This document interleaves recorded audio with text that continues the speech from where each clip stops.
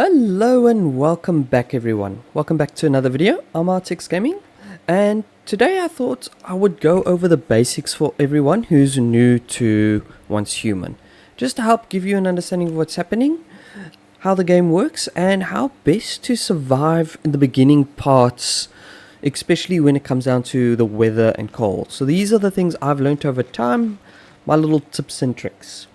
I hope you enjoy it, and I hope you watch to the end of the video, because I will be putting up a code to allow you to get my lovely firearm that I'm currently carrying here.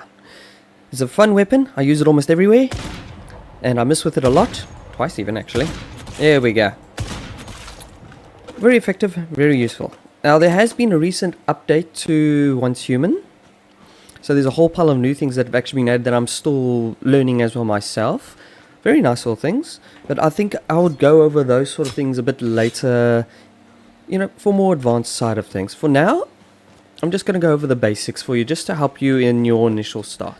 So, something very important to also remember, when you start out and you've just dropped in, first thing you actually want to do, before you go moggies and exploring, I know it's always fun to explore, but the first thing you want to do, hit escape. Reason I'm saying hit escape, you go Battle Pass, you go, I think it was under events, you click events top there, sorry, regular events, not that one, and you will see these here, Astral Dwellers, hopefully you pronounce that. You normally start with 120, it goes up, as you can see, every day it goes up by 20. Use this to get yourself at least 3 sanity gummies, 3 avatars, activators, sorry, they heal you when you need it. Adrenaline shot, very important, always get this, because if you get knocked down, this will allow you to recover yourself without having to respawn. And grab yourself some food, and grab yourself some juice. That way you will be able to play, you'll have your food and juice, so you don't have to worry about starving to death, or dying of dehydration, and it'll give you that chance to get to the settlements and then start collecting from there. Okay, I hope that will help. Especially for those when you start, I know it's always a worry, am I going to starve to death? And you don't worry, use that, you'll be perfectly fine. Initial start. So let's start with the one thing that has caught a lot of people, especially when you first begin the game. And that's the hot and cold mechanics of Once Human. Now, generally the way it works is if you get too hot or you get too cold, you will start taking damage and you will die. It can be very annoying at first because you can't figure out how you're stopping it or what's going on or why you're always getting cold.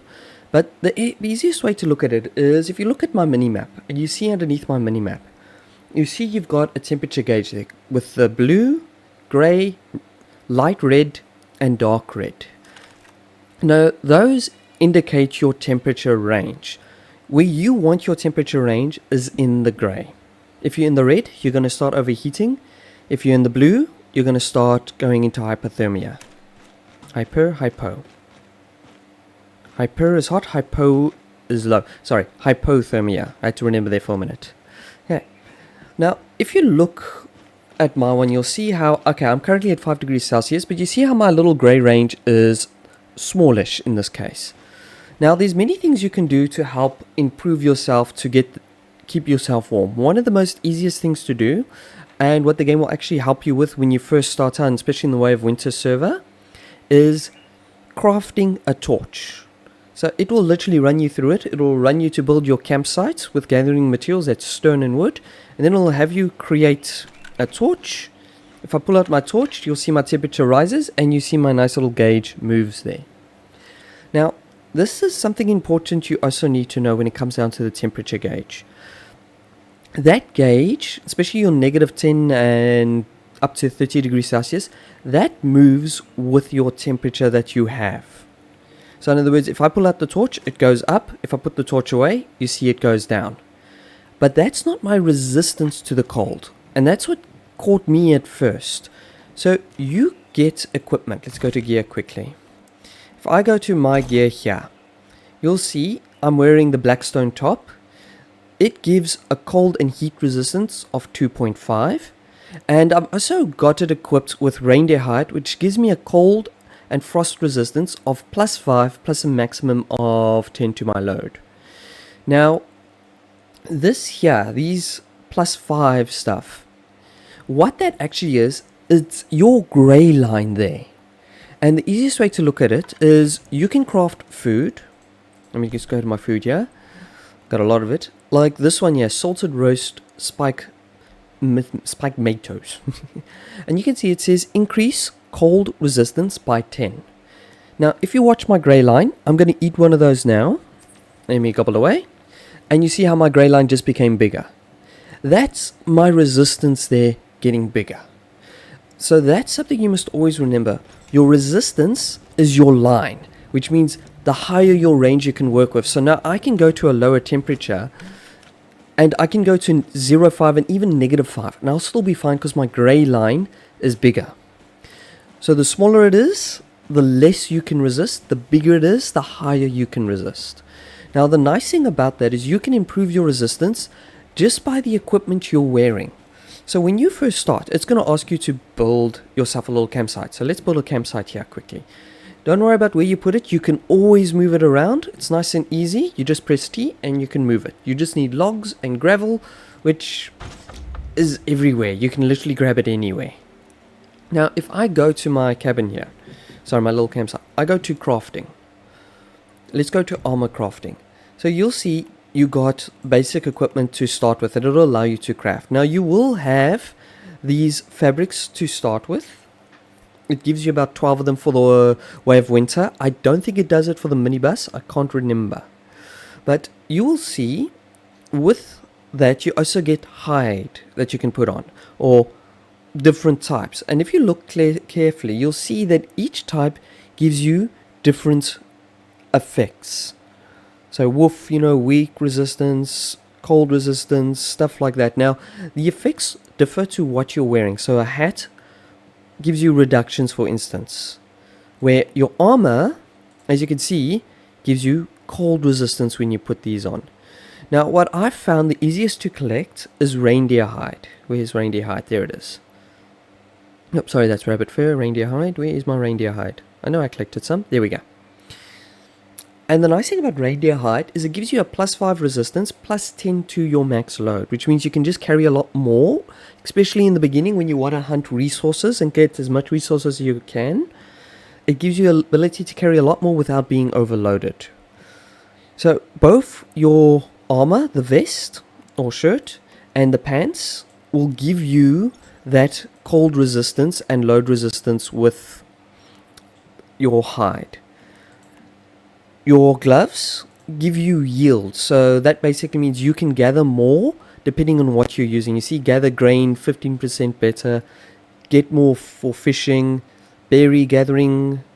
I like to go for fox fur here, so sorry, fox fur, listen to me, for rabbit fur here. The rabbit fur gives you herb and seed yield, which is good for farming, but I do that because I've already got equipment that allows me to gather resources without much effort. I've basically got the advanced chainsaw and the advanced drill. I got that because I brought it over from my last server. Now, the nice thing here, deer hide actually gives you gathering speed. So for beginning game, I would say go for deer hide, especially if you're using the axe for mining and cutting down wood. It just means you gather it a little bit faster, just hack it a bit faster. You do get one now. Where is it? I think it's under the cowhide. Yeah, cowhide. What's a cowhide? I can't find it now. Okay, there it is. Okay, it's crocodile hide. So crocodile hide, as you can see, also gives you a better yield, 20% more on the final strike. So that basically means, your last strike, you get extra resources than you normally would. Also very useful if you want to gather a lot of resources quickly. Unfortunately, I've found so far it does not work with the gold, the silver, or the stardust ore. It doesn't give you extra there. You'll always get a maximum of 50 total when mining those things. Okay, boot side. Now this is very useful as well. Depending on the hide you use, oops, let's just go down again. It can actually give you boosts to your running, your sprinting, and even your stamina. Now, I went for, again, where is it? Oh, there we go. I went for, wasn't deer hide, it was cow hide, yeah, because it gives you 10% extra stamina. Now, stamina is very useful because not only does it help you with your mining and stuff, but also your running and gliding. You see how I've got a little extra bar on my stamina there? Normally it's a little round circle. I've got a little bit extra because I have got the yield of 10%. Now, if I jump, for instance, it starts using that one first, so it actually takes from my gliding. It takes there first before it cuts into my main stamina, allowing me to glide further. Quite useful if you want to do long distance traveling, like yeah, I can travel quite a distance now. Always very useful. Something else I must also point out while gliding, you can see I'm suddenly at negative 10 degrees Celsius. Nighttime, there's always a drop of 10 degrees. Now you can see how my bar, I'm just on the edge of my grey bar. So if I hadn't eaten those little tomato things, I would be suffering right now. Seriously, I would be suffering. I wouldn't be able to do any of this. I'll be actually freezing and I'd have to run to get either to my campsite to get warm because you can go close to fire, get to someone else's campsite to get warm, or pulling the torch to help warm myself up. Okay, I'm just going to drop here. Oops, down we go. Yeah, something else, beginning game as well, just to make your lives a bit easier. This here, energy links, is actually used for a lot of things. It's used when you're building your weapons, especially a little bit further down the line. It's used for when you're upgrading. Oh, there goes my network a little bit. As you see, if you click on here, whoops, let's go for one which I haven't done yet. Okay, there we go. It's also used for upgrading as well. So if you run under that, it makes it a little bit more difficult. So you could have all you need for upgrading, but if you don't have the energy links, you're not going to be able to upgrade, which, you know, you want energy links because you want to be able to upgrade. So I do apologize. The European server for some reason is having a lag issue. I thought it was my network, but I've seen a lot of people actually complaining about it. So it looks like the European server is having a bit of a lag issue at the moment. They did a recent update. Hopefully they'll do another thing just to correct that, depending on what's causing it. Or it could be my network, but I'm running pretty decent at the moment.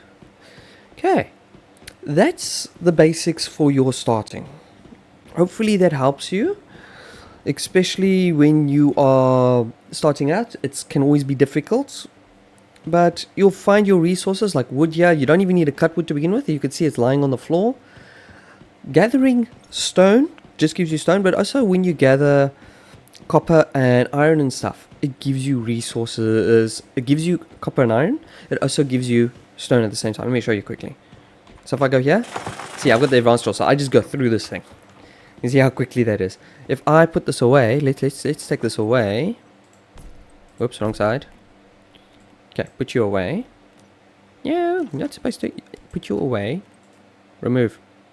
Come on. There we go. That worked. Okay. Ooh, there we go again. So if you see, I go to the rock now. I don't have my advanced drill. I have to literally beat it with a rock. And you look how much rock I'm getting. I'm getting 2 rocks per hit. Not the biggest. Unfortunately, that's what you will start out with in the beginning until you craft yourself an axe and you get further. And then eventually, late game points, you will get yourself... Oops, wow, that is really bad. You will get yourself, like I said, the advanced drill, the advanced chainsaw, which will literally make gathering resources very easy. But by then, you'll have a much better understanding of the game. Oh, almost forgot.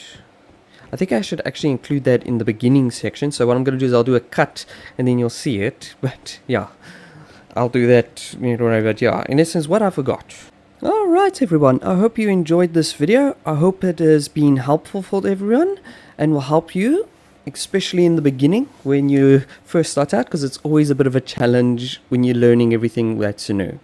And as I promised, the benefit I want to share with everyone, go right here for everyone so you can all see. Go regular, go gather friends. I will be posting my code here in the description below, and this is what I plan to share with everyone. The sniper rifle I love using, a nice pistol, as well as the armor I've been using currently with the lacquer hat. Hey, I hope everyone enjoyed themselves. I certainly did, and I'll catch everyone in the next video. Till then, have a wonderful evening and good night.